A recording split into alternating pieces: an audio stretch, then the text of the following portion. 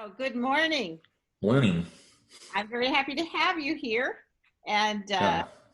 you want to tell the students what your name is and your musical background? Okay, so my name is Matthew Campbell, and my musical background consists, without delving into what I already wrote, it consists of being a percussionist, being a composer, being a conductor, an educator, and a lot of other smaller hats that, that make up the sphere that I am in my skill set. Um, yeah, so music has always been there for me. I know that sounds really cliche, um, but at my most fundamental level, music has given me a life and a voice that I wouldn't have had otherwise. That's wonderful. I feel that way too. I want to Yeah. tell the students that you already wrote that I'm going to attach a PDF interview also that you wrote, Mhm. and it will have different information. So I want to encourage Correct. you to look at both. Um, where did you go to high school and college? Yeah, so I went to high school in San Benito and I graduated in 2010. I went to UTV TSC, or now UTRGV, and I was there from 2010 to 2016. I earned my bachelor's in music education, and then I taught for a semester at Westlaco High School, and after that, I went to graduate school at Oklahoma City University, and I earned two master's degrees at the same time in 2 years. So that was a lot of work, and that was really fun. And I never want to do that again. I think we both feel that way. Everybody Yeah, feels that way. I love doing this, but there was a time in my life my rest was traffic yeah, lights. it happened. What exciting honors and things did you receive throughout Um, the 10 years that you've been graduated or that you've been yeah, involved in college level and beyond? So, I wrote in the attachment that you'll receive, I did write that you know, I got a solo ensemble in Division 1 as a performer, full-night scholarships to undergrad and my graduate degree as well. I still had to pay out student loans because, life costs money, unfortunately. Um, Aside from that, I also graduated grad school with high honors, so I graduated with like a 3.98 grade point average. Um, that really doesn't matter, but compared to something like I took 6 years in undergrad, and that's laughable compared to the 2 years for two masters. It's just a funny way of thinking about it. But mostly I say that because your grade really, like the way that I feel about my grade is really subjective, and when I'm in the moment I care about them, but right now I've never really cared about my grade since graduating. So the high honors means a lot to me because I know that I can put the work into something, but I also know that it's not the quintessential award that I've ever received.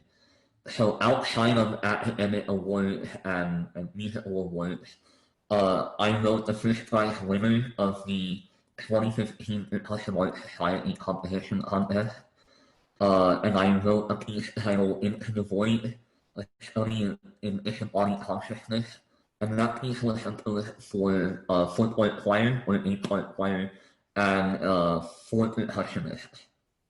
That is so cool. And they can Yeah, watch all this on YouTube and things. And yeah, those yeah. links are in his in the PDF file. So please go Mhm. there and find all the pieces.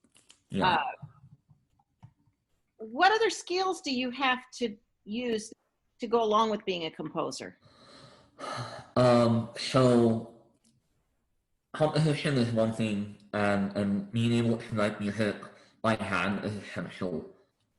But you also have to be able to, like, me, I focus on learning how notation program works. So like Finale, or if you have Sibelius or Dorico, those are all great options for notation. But, composing is more than just locking yourself in a room and writing music for like on a computer. A lot of composition comes with the idea of essentially having to conduct your music. For me, I have to play percussion as well, and while that isn't my bread and butter of what I do, I still focus on doing it because I love what I do, and I'm never going to forget where I come from.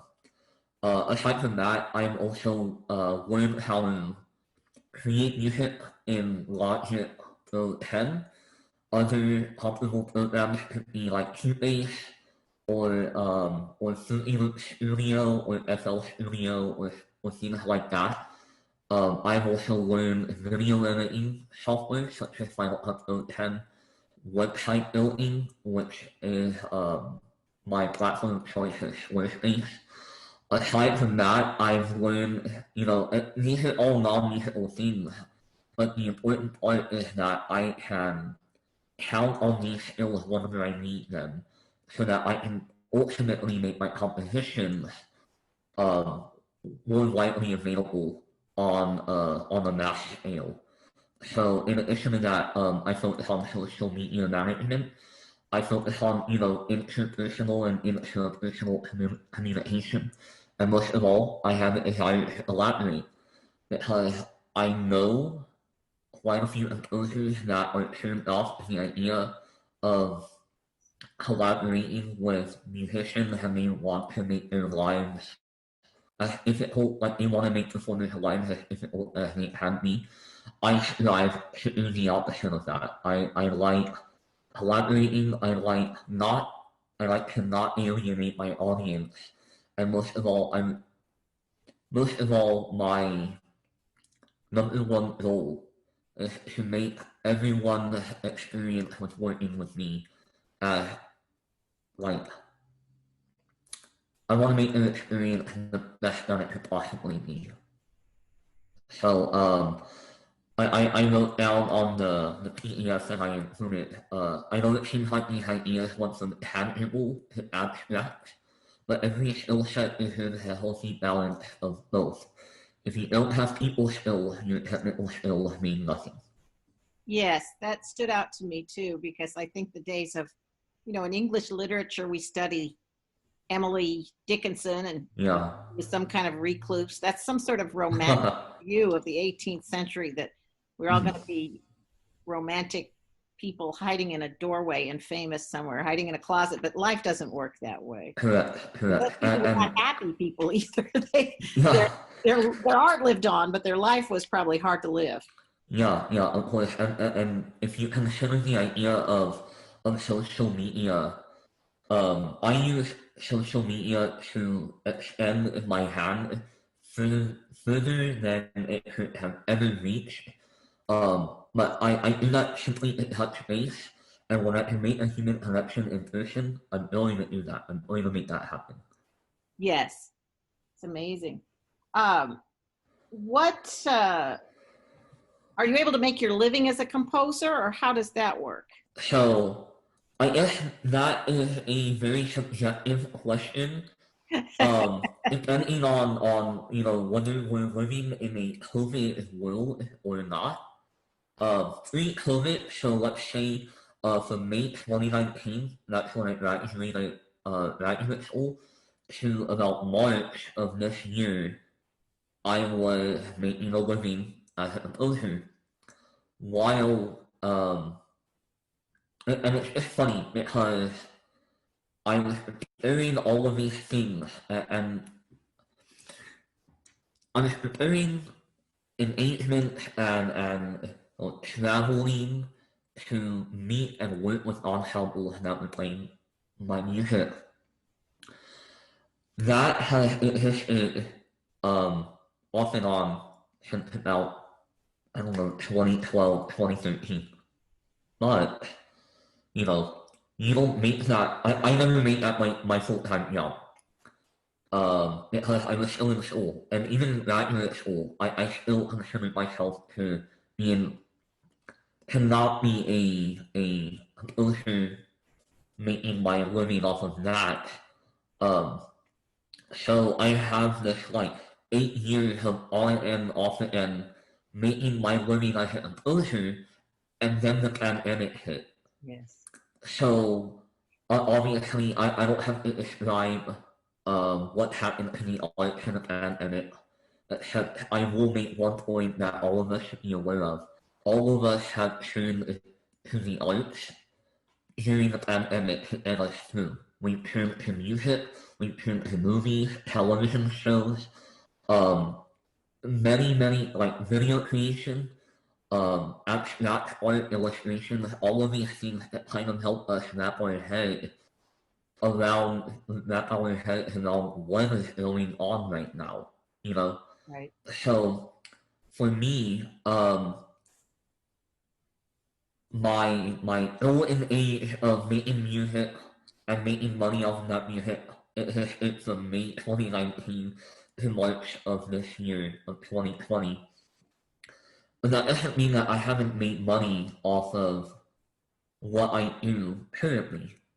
I'm extremely proficient at Finale, which is the music notation software that I previously mentioned, and I'm able to notate things. I'm able to engrave things.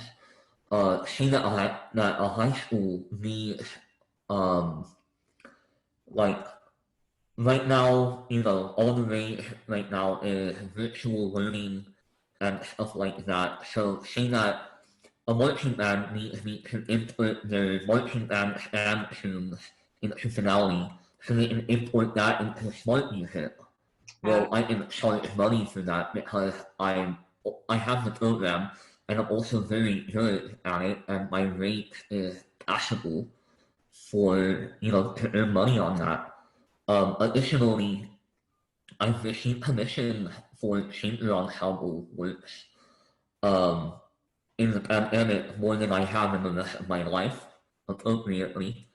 Um, and yeah, aside from that, like making my living as a composer has been very interesting because it's constantly changing. Yes. It's constantly evolving. And when I was preparing to work with real life ensembles for band music or orchestral music or percussion ensemble music and planning on traveling, I can still take advantage of the idea that I can still do all of this at home in some sort of capacity. And all of these things take on this idea of me making a living as a composer, but some of them are currently paid and some of them are not. It's really subjective because if you look at the things that I'm not making money on, you might ask or you might tell me like, why are you doing those things when I think I'm making an investment in my time Yes. so that people can invest their money in me later. And that's the thing when I work out all of these projects, whether they're paid or not, it goes back to the collaborative spirit that I have. I want to give everyone the best possible experience that they have when working with me.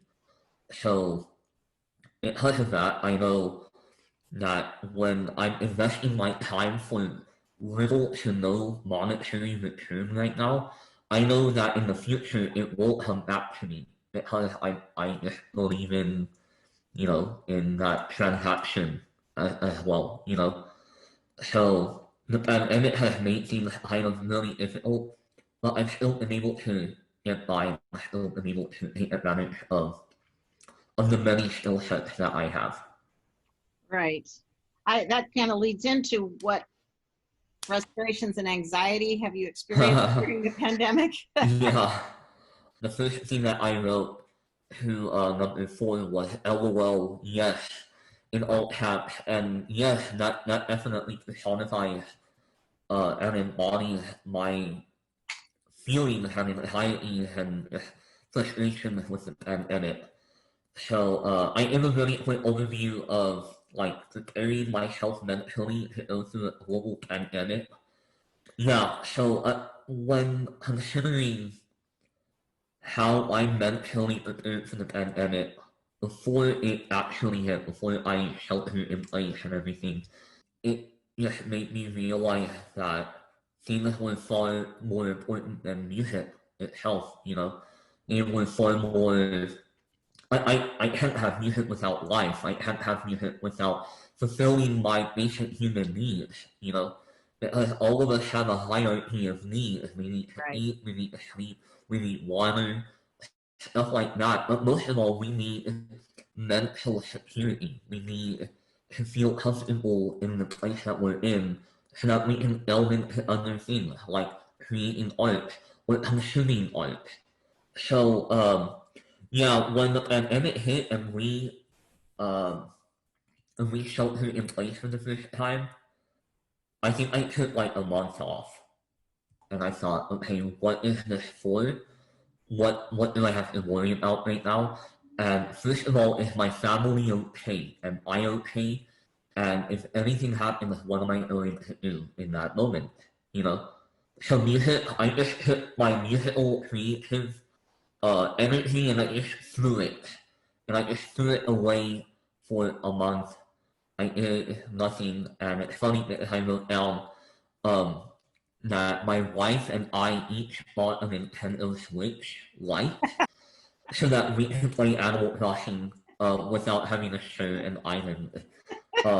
It's great. No, it's really great because while I was terrified for my family's lives, my life, my wife's life, and you know, every person that I care about as well, I just kind of reminded myself to live life as I always wanted to.